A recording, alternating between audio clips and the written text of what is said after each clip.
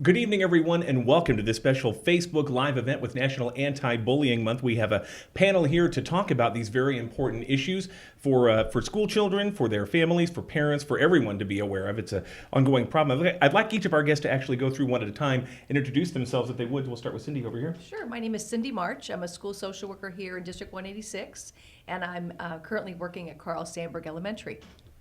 And I'm Christine Feller with the Illinois Attorney General's Office. I'm an Internet Safety Specialist. And Mandy.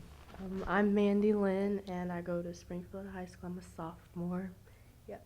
And each one of our guests here has a different perspective on this issue. Cindy, we want to start with you just by talking about the fact that, children are always subjected to some degree of teasing or just mean kids. It's kind of part of growing up. But it can cross the line and then move into that arena that becomes bullying and becomes really a problem. How do people sort of discern where that line is? Sure. I guess I'd start with the basic definition of bullying, and we know that bullying can be emotional or physical or both, and putting someone in fear of their safety or hurting a person or they're taking their belongings. And the thing about bullying that needs to be clarified is that there's a power differential, that someone is in fear for themselves, and also that it's a repeated situation. When we talk about teasing, there's not that differential of power, and it is possible in a teasing situation for two people to be enjoying the interaction. And bullying, it's clear that one person is never enjoying the interaction. So those are some differences. And one of the biggest challenges, of course, in recent years is that even when that bullying situation has arisen, there's usually a respite for children. They can escape it. They can go home where they're going to be safe. Now, sometimes even that isn't the case, because now it can follow them 24/7. Christine Feller, to talk about cyberbullying and the fact that this is something for which there can literally be no escape for children. True. And as Cindy said, it's going to be that same definition, but now it's moving online, using digital devices and using social media apps. And what makes it difficult for our teens is this is a very public, permanent platform. While they can delete and clean up their accounts, we don't know what screen captures have been taken. And again, this continues to follow these youth. Mandy, I want to bring you into this discussion to talk about what you see firsthand as a student here. And is this a problem that is common, and is it in fact getting worse?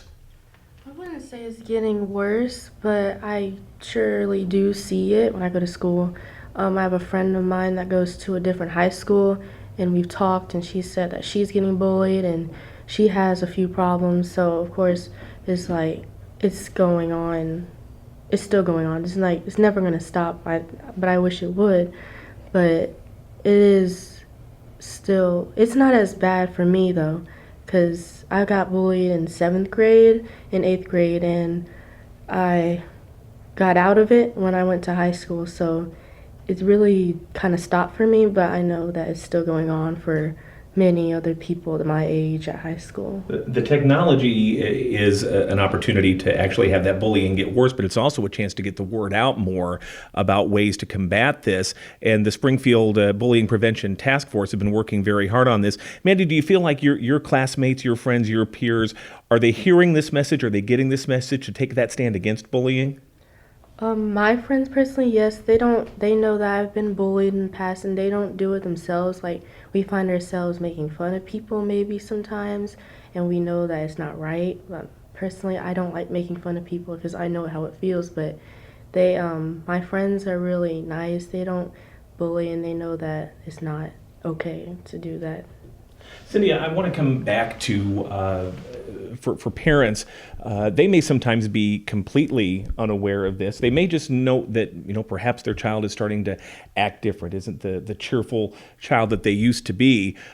We all know that kids kind of go through phases, but there can be, I think, really distinct warning signs that parents can or should be looking out for that might be a clear indication their child is in fact being bullied. Sure. I guess some of the things, and as you mentioned, some of them can be traditional signs of having a teenager or a preteen in the house, but things that are similar to mood swings and change in behavior, irritability, change in sleeping patterns, change in appetite.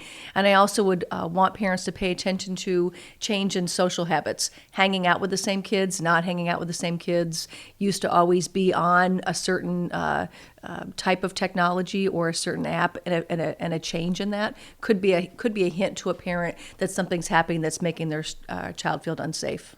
This is a difficult emotional issue, but it can also be a very difficult legal issue. And some of these activities can actually cross a line into where now it may be a matter for law enforcement, for police or prosecutors to get into.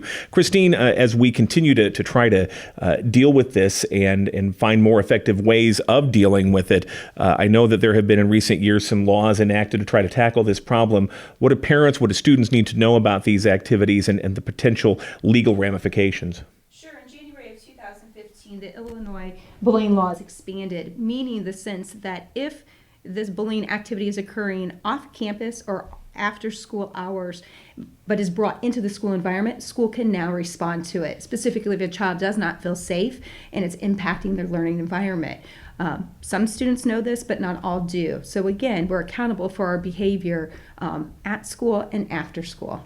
And what are the potential penalties for that, the potential punishments that somebody could face for engaging in that? For each school district has a policy outlining what the types of repercussions might be. If something should rise to the level of online harassment, that will be up to each state's attorney's office to decide how to handle that. Mandy, you've been through this. As you said, you got through it and were able to find a better situation. If you were to encounter someone in person, or maybe somebody who's just watching here, who's going through this right now, what would you tell them about how to deal with it? How did you deal with it? And how can they feel like there's better days ahead? Well, when I was first going through it, I didn't really know how to get through it. No one really told me, Manny, this is what you got to do. You can't do this, or no one told me that. So I just really, at that point, had to get through it myself for a little bit. And then when I was at Franklin Middle School, I met the social worker there, Miss Bolts, and she got me through it. I talked to her, and she's very nice. But if there's someone out there at your school, there's probably a social worker there that can talk to you.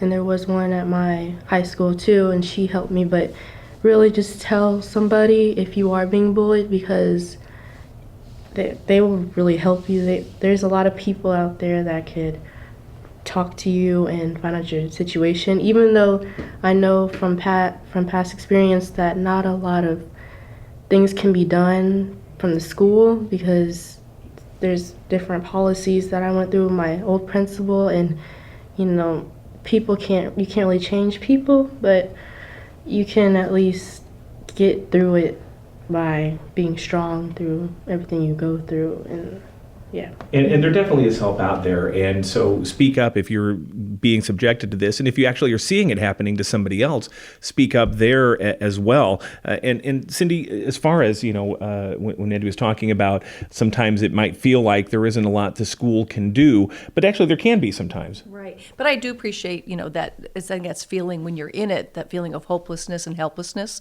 So that's real for Mandy. I'm sure, I know when meeting her and her mom going through this, that was a real feeling for them. I know Christine talked about the law, and that law comes into the school as far as we're required to document bullying allegations, and we're required to document what's been put in place to help both for the person who is being victimized and also for the person who has those behaviors. So there's some things in place that we can do at the school setting. And again, she's right. There's a contact person in each building, and that's always the best place to start. Social worker is often the person, but it can even just be whoever you feel comfortable talking to. If it's a teacher you trust, a great place to begin. Christine Feller with the Illinois Attorney General's office. One of the real challenges, I think, for parents is the fact that the technology just keeps changing. You think, okay, well, I'm my child's friend on Facebook. I'll see what they're doing there. Your child may be 3 or 4 or 5 apps down the road from Facebook without you even realizing it. So what are some of the latest trends there that parents need to be aware of, where kids may be getting into these situations where they get in over their heads and a parent might not even know it? Sure. As far as the trending apps that we hear students using on a daily basis in school will include Snapchat, Twitter, Vine, and newer for grades 3 through 8th. It's a lip syncing app entitled Musical.ly. Again, all these apps can be used to connect socially, but we have to realize who their friends and followers are, what their comments are on those sites, and is their account set to public, right? We want those accounts set to private so that we don't have one of 80 million users posting a mean comment to our child. All very important points and a lot to keep track of here. So for parents, for students, even for educators, teachers, people who may have a grandchild or a neighbor child they're concerned about and need more information on what to watch out for or what to do, what are some resources? Sure. On our website, ebully411.com, we have resources for teachers, parents, students. In addition, specific to cyberbullying, there's the Cyberbullying Research Center at cyberbullying.us. And then I would also encourage parents to visit the Springfield School District website as well for contacts there. I want to thank our guests here, Cindy Marsh with District 186, Christine Feller with the Illinois Attorney General's Office, Mandy Lynn, a Springfield High School student. Thank you for sharing your stories, your expertise. Again, this will remain archived here on the WMAY Facebook page. And as Christine noted, there are a number of different resources out there that you can pursue during this National Anti-Bullying Month and beyond, because this is an ongoing year-round problem, but it can get better. And again, particularly if you do see something, if you're experiencing something like this, speak up, say something, let someone that you trust know, because help is available out there. I want to thank you all for tuning in, being part of this Facebook Live event with News Talk 94.7 and 970 WMAY.